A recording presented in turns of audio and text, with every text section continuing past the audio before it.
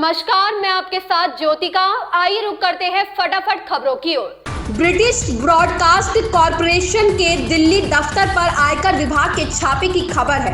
Media reports के अनुसार BBC के दफ्तर को सील कर दिया गया है और सभी कर्मचारियों के फोन जब्त कर लिए गए हैं। कर्मचारियों को घर जाने के लिए कह दिया गया है। बीबीसी के लंदन हेडक्वार्टर को भी छापे की जानकारी दे दी गई है।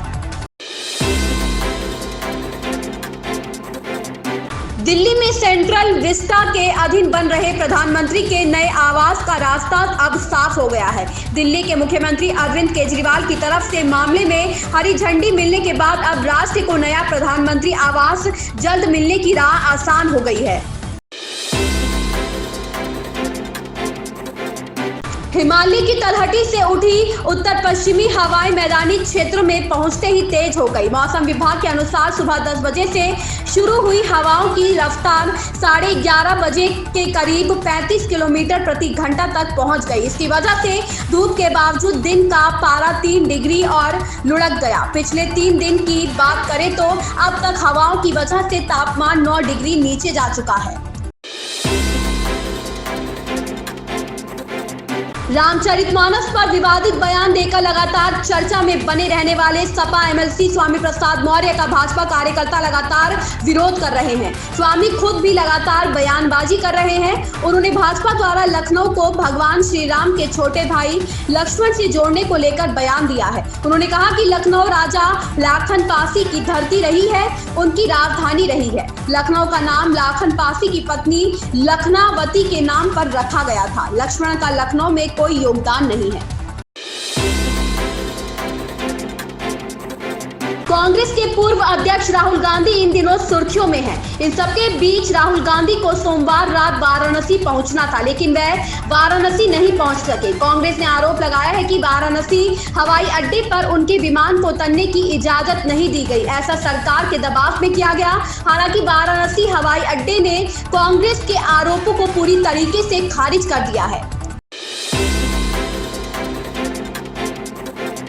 प्रधानमंत्री नरेंद्र मोदी ने 2019 में आज ही के दिन पुलवामा में सीआरपीएफ के काफिले पर हुए आतंकी हमले में शहीद हुए जवानों को मंगलवार को श्रद्धांजलि अर्पित की। उन्होंने ट्वीट किया, अपने वीर नायकों को याद करते हैं जिन्हें हमने इस दिन पुलवामा में खो दिया था। हम उनके सर्वोच्च बलिदान को कभी नहीं भूलेंगे। उनका साहस हमें एक मजबूत और विकसित भारत बनाने के लिए प्रेरित करता है।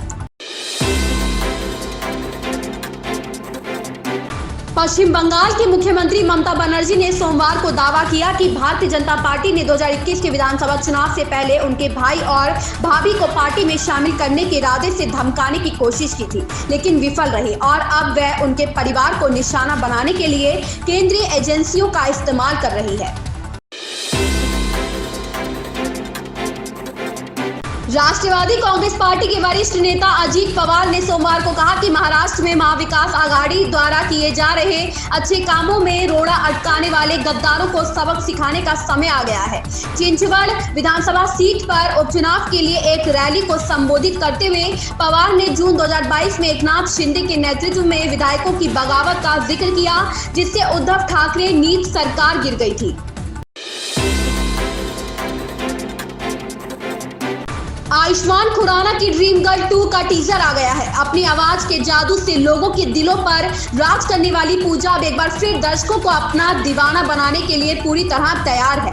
टीजर में आयुष्मान पूजा के गेटअप में नजर आए हैं। 1 मिनट 3 सेकंड के इस टीजर को लोगों के सामने बहुत ही खास अंदाज में पेश किया गया है। टीजर सामने आने के बाद लोगों में फिल्म को लेकर बेसब्री काफी ज्यादा बढ़ गई है।